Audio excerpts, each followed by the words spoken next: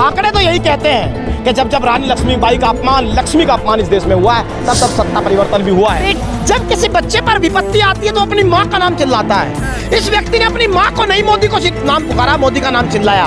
इसका मतलब सब लोग डरे हैं, इतने लोग सब डरे हुए हैं। डरा हुआ कानून है, ये बड़ा विषय है। जिस व्यक्ति से कानून डरा हुआ हो तो जनता तो बाद में कानून ही डर गया। अर्थात एफआईआर के तुरंत बाद जिन जिन मामलों में लोगों को गिरफ्तार किया गया, दिल्ली पुलिस उन मामलों को सूचीबद्ध कर दे और उन लोगों को जिनको एफआईआर के तुरंत बाद जेल में भेजा गया, क्या 24 घंटे के अंदर यहाँ दिल्ली पुलिस करेगी या नहीं, हमारा सवाल है।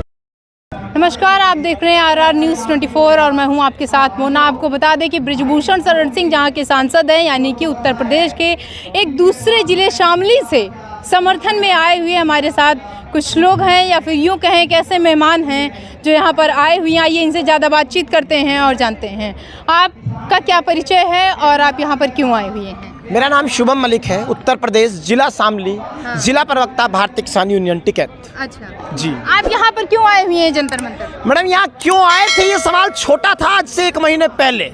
अब तो बच्चा बच्चा जानता है कि हम यहाँ क्यों आए हैं। फिर भी बहुत रायता बिखर चुका है, नई नई बातें हो रही हैं। मैं चीज़ों को 3 मुद्दों में समेट देता हूँ जिससे आपके दर्शक ये जान पाएं कि हम यहाँ क्यों आए हैं। मैडम, लोगों का कहना है कि जब एफआईआर हो गई तब हम यहाँ क्यों हैं। एक बात आप समझ लीजिए, अगर इस व्यक्ति पर एफआईआर हो गई तो 2 बातें हैं। पुलिस का कहना है कि अभी गिरफ्तार नहीं करेंगे, या तो पुलिस उन तमाम मामलों की लिस्ट जारी कर दे जिनमें एफआईआर होते हुए ही गिरफ्तारी हो गई। अर्थात एफआईआर के तुरंत बाद जिन जिन मामलों में लोगों को गिरफ्तार किया गया, दिल्ली पुलिस उन मामलों को सूचीबद्ध कर दे और उन लोगों को जिनको एफआईआर के तुरंत बाद जेल में भेजा गया, क्या 24 घंटे के अंदर यहाँ दिल्ली पुलिस करेगी या नहीं, हमारा सवाल है। अगर नहीं करती है इसका मतलब उनकी गिरफ्तारी अवैध है, और अगर उनकी गिरफ्तारी वैध है तो फिर बृजभूषण का गिरफ्तार न होना अवैध है। एक समय पर 2 कानून नहीं हो सकते। अगर 99% मामलों में एफआईआर होते ही गिरफ्तारी होती है तो फिर इस मामले में क्यों नहीं? इस 1% मामले में या फिर एक मामले में भी एक मामले में मुश्किल दिखाई देती है। जैसे मैं एग्जांपल देता हूँ, अभी एक आईपीएल के खिलाड़ी हैं, उनकी पत्नी ने 2 दिन पहले एक पोस्ट डाला और उस पोस्ट में उन्होंने लिख दिया कि कुछ लोगों ने मेरी गाड़ी का पीछा किया। उन्होंने कोई यौन हिंसा का आरोप नहीं लगाया, कुछ नहीं लगाया। पुलिस ने मात्र उस पोस्ट को संज्ञान में लेकर के उन्हें गिरफ्तार कर लिया। अगर एक फेसबुक पोस्ट से तुरंत एफआईआर के बाद गिरफ्तारी होती है तो फिर यहाँ ये कानून मजबूर क्यों नजर आता है, यही हमारा सवाल है। अच्छा, आपको क्यों लगता है क्यों नहीं हो रही है बृजभूषण शरण सिंह की गिरफ्तारी? मैडम देखिए, आपको बात समझ में आती है, जब किसी बच्चे पर विपत्ति आती है तो अपनी माँ का नाम चिल्लाता है। इस व्यक्ति ने अपनी माँ को नहीं मोदी को नाम पुकारा, मोदी का नाम चिल्लाया। इसका मतलब सीधा आरोप लगा रहे हैं कि बृजभूषण शरण सिंह जो है वो मिले हुए हैं। आरोप नहीं लगा रहा हूँ, ये स्थिति स्पष्ट हो चुकी है, इसमें आरोप जैसा शब्द भी अब टिकता नहीं। जब व्यक्ति अपनी सुरक्षा में गाड़ी प्रधानमंत्री को खड़ा कर रहा है, कह रहा है कि प्रधानमंत्री कहेंगे तभी हम इस्तीफा देंगे, तो ऐसी स्थिति में क्यों नहीं ये मान लिया जाए कि उन्हें संरक्षण देश की सत्ता का ही मिल रहा है। और यही सवाल है कि जिस व्यक्ति के साथ सत्ता खड़ी है उसके सामने कानून अपनी लड़ाई कैसे लड़ेगा, इसको मजबूत कैसे किया जाए, इसी के लिए हम यहाँ हैं और सुनिश्चित करके जाएंगे कि जब जब कोई बेटी आवाज उठाएगी तो उसे न्याय मिलेगा। अच्छा, वो कह रहे हैं कि अगर हम गलत साबित हो रहे हैं तो हम इस्तीफा दे देंगे। मैडम इस्तीफा तो हो चुका है, इस्तीफा WFI भंग कर दिया है, इस्तीफा हमारी कभी मांग रही ही नहीं। देखिए, लड़ाई विनेश फोगाट की नहीं है, ये लड़ाई उन 7 बच्चियों की है जिन्होंने अब इतने बड़े बाहुबली के खिलाफ जंग का ऐलान कर दिया है। अगर यह आदमी जो ऑन कैमरा कहता है कि मैंने एक आदमी को गोली मार दी, वो मर गया, इसका मतलब ये बाहुबली तो है। वो सच कह रहे हैं ना, वो तो कह रहे हैं कि हमने एक गलती की, उसको हम सच कह दे रहे हैं। अरे सच तो है ना, वो मान रहे हैं, मतलब उन्होंने ऐसा किया। तो वो लोगों के लेके वो हो सकता है, या फिर वो कह रहे हैं कि जो वहाँ की जनता है उस पर कोई समस्या आई थी। भाई, गोंडा की जनता पर कोई समस्या आई, वो गए उनके समर्थन पर, उन्होंने उनको मार दिया। ये आदमी अपने आप को संत भी कह रहा है, मैं गृहस्थी का संत हूँ। कल इन बच्चियों के साथ कोई दुर्घटना करके कह देगा कि लोगों की जनता के तथाकथित संत पर आपत्ति थी इसलिए ऐसा किया। इस देश में कानून का राज चलता है। क्या ये आदमी जज था? क्या ये सुप्रीम कोर्ट था कि किसी को मारने का फैसला इसने ले लिया? यह आदमी इसका मतलब कानून से ऊपर होने का दावा कर रहा है। अगर ये कानून से ऊपर है, इसे कानून के छप्पर तले हम ला कर रहेंगे और ये सुनिश्चित करके जाएंगे। आपको कानून पर भरोसा है कि नहीं है? मैडम, अगर कानून के रूप में हमें कमेटी मिली, 3 महीने तो वो कमेटी भूल गई कि मैं कमेटी हूँ। जब हम दोबारा यहाँ आ गए तो कमेटी को याद आया, अच्छा मैं तो कमेटी थी, मुझे तो 3 महीने में कुछ करना था। तो सर कमेटी ने दोबारा कहा कि मैं कमेटी हूँ, लेकिन ब्रजभूषण सिंह मेरा बाप है। जब कोई जज, आप ब्रजभूषण सिंह को ऐसे शब्द कह रहे हैं? शब्द नहीं कह रहा मैडम, ये कमेटी ने कहा है। ये आपका कहना है या फिर किसी कमेटी का कहना है? ब्रजभूषण सिंह को आप ऐसे कह रहे हैं, ठीक है, जनता ने उनको चुना है, वो वहाँ के मसीहा है, गरीबों के लिए खड़े रहते हैं। तो मैडम एक काम करिए, आप इस देश की संसद से कानून बना दीजिए कि जनता जिसको, ये हम नहीं कह रहे हैं, ये हम नहीं कह रहे हैं, मैं आपको नहीं कह रहा हूँ, उन तमाम लोगों कह रहा हूँ जो ये आरोप लगाते हैं। तो इस देश की संसद एक कानून बना दे कि जिसको एक बार जनता चुन लेगी, उस व्यक्ति को कभी भी कानून उसके खिलाफ कार्रवाई नहीं करेगा। एक बार नहीं चुनी है। सुनिए, जनता ने तो अतीक अहमद को भी चुना था, कि नहीं बताइए? फिर आप दो, मतलब जनता जो इस तरह के आरोप लगा रही है, वो 2 तरह की बातें क्यों कर रही है? अतीक अहमद को क्योंकि जनता ने चुना तो वो क्या हो रहा, आरोपी नहीं बना? क्या बाहुबली नहीं बना? क्या उसके खिलाफ कार्रवाई नहीं हुई? तो जनता का चुनना तो कोई आधार नहीं है। जनता तो चुन सकती है करप्ट व्यक्ति को भी, सुन सकते हैं कि नहीं? इस देश में एडीआर की रिपोर्ट आप निकालिए, इस देश की संसद में एक बड़ा प्रतिशत वो लोग चुन करके बैठे हैं जिन्होंने महिलाओं के खिलाफ, जिन पर गंभीर मामले हैं, जिन पर 302, 307 है। इसका मतलब ये बिल्कुल तो नहीं है कि उनके खिलाफ कोई कार्रवाई होगी नहीं। तो ये कोई आधार नहीं होता है कि जनता चुन रही है। जनता तो कई बार डर का भय भी देख लेती है। इस देश में इमरजेंसी लगी। आपको लगता है कि गोंडा की जनता डरी हुई है ब्रजभूषण से? हो सकता है, क्यों नहीं हो सकता है? एक आदमी अगर इस तरह के दावे कैमरों पे करता है कि मैं बाहुबली हूँ, मैं शिलाजीत की रोटियां खाता हूँ, क्या तो क्या पता उस जनता के हक की लड़ाई भी हमको लड़नी पड़ रही है, उसमें क्या बड़ी बात है? 2, 4, 10 लोग वहाँ की कोई एक वो डरा हुआ हो सकता है। सब लोग डरे हैं, इतने लोग सब डरे हुए हैं। डरा हुआ कानून है, ये बड़ा विषय है। जिस व्यक्ति से कानून डरा हुआ हो तो जनता तो बाद में आती है। कानून ही डर गया, कानून डर गया। वो एक सांसद है, उनसे कानून डर जाएगा। एक बात बताइए, इस देश में तुरंत एफआईआर का प्रावधान है कि नहीं? कानून ने एफआईआर क्यों नहीं लिखी? क्यों सुप्रीम कोर्ट के कहने पर एफआईआर लिखी गई? तो कानून डरा नहीं था तो क्या कर रहा था? कोई जवाब दे दे। जब एफआईआर इस देश में कानून ने नहीं की इस व्यक्ति के खिलाफ, इसका मतलब इस व्यक्ति को स्पेशल प्रिविलेज मिला, कानून इससे डरा, सुप्रीम कोर्ट को कहना पड़ा एफआईआर करो, तब एफआईआर हुई।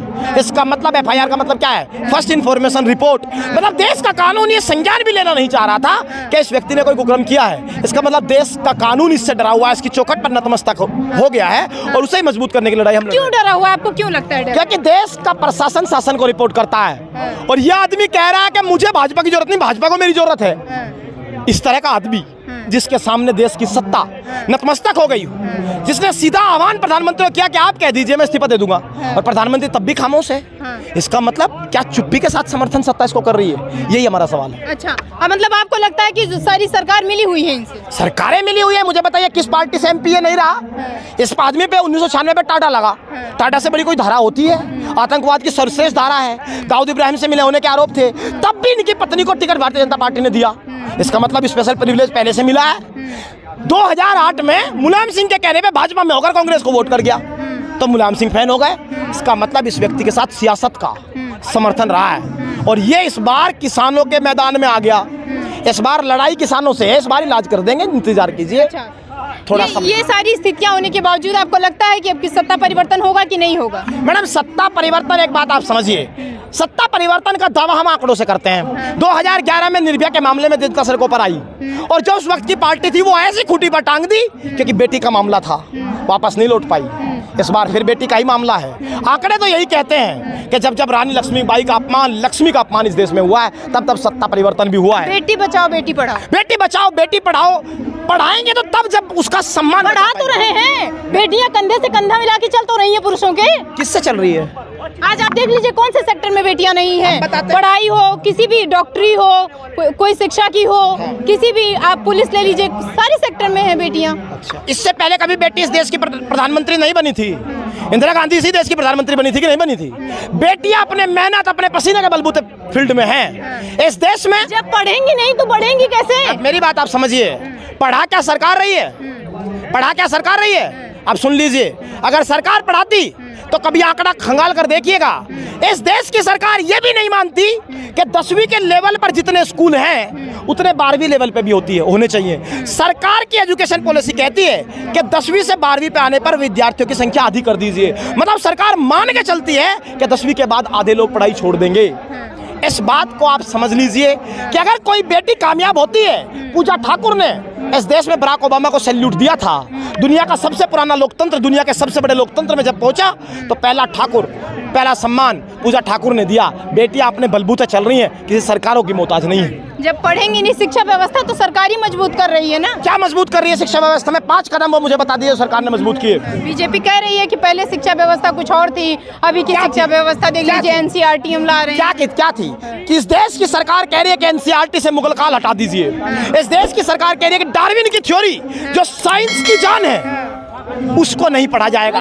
पूरी बात सुनिएगा मैडम, कभी इस देश में जाकर के रिसर्च कीजिए और पूछिए सरकार से कि सरकार ने दिल्ली यूनिवर्सिटी के अंदर रिसर्च का फंड कम क्यों किया? क्योंकि वहां बेटियां रिसर्च करती हैं, इसलिए सरकार ने दिल्ली यूनिवर्सिटी के रिसर्च का फंड कम कर दिया। मुझे बताइए, दिल्ली यूनिवर्सिटी में ऐसी पॉलिसी इस देश की सरकार क्यों चाहती है कि वहां प्रोफेसर नहीं पढ़ाएंगे, पेन ड्राइव के जरिए टीवी चल जाएगा और उस पर बच्चे पढ़ लेंगे।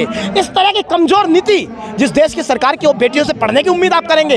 जो रिसर्च का फंड घटा सकती हो, जो देश में प्रोफेसर को हटा सकती हो, उससे क्या उम्मीद आप करेंगे? और कैसा दावा और कैसा नारा? ठीक है, बीजेपी कह रही है कि ये जो पेन ड्राइव का सिस्टम है ये हम टेक्निकल बनाने की कोशिश कर रहे हैं। मतलब टेक्निकल तो मैडम बनाएंगे, डाउट कौन बताएगा उन बच्चियों के? तकनीक क्या डाउट भी बता देगी? डाउट तो बच्ची प्रोफेसर से ही पूछेगी।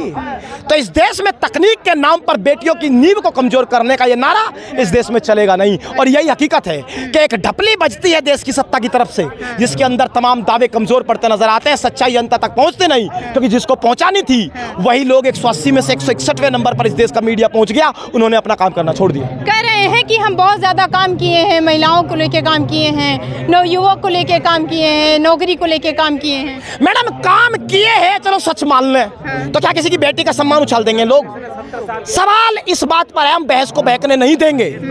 सवाल ना सरकार की किसी योजना का है, ना हम उसका कोई ट्रैक रिकॉर्ड मांग रहे हैं। हम कह रहे हैं क्या इस देश में ऐसी कानून व्यवस्था सुनिश्चित सरकार करने की स्थिति में है कि अगर एक बेटी एफआईआर कराए तो उस एफआईआर पे कार्रवाई हो सके? अगर है तो गिरफ्तार करो और नहीं है तो खुलेआम बता दो। ठीक है। तो यहाँ पर आपने देखा कि जो किस तरीके से आरोप लगाए जा रहे हैं ब्रिजभूषण पर, और कहा जा रहा है कि अगर एफआईआर हो रही है तो किसी की भी गिरफ्तारी जो है वो तुरंत होनी चाहिए। साथ में ये भी सुना कि सत्ता परिवर्तन की क्या बात हो रही है। जंतर मंतर से मैं मोना पाटिल।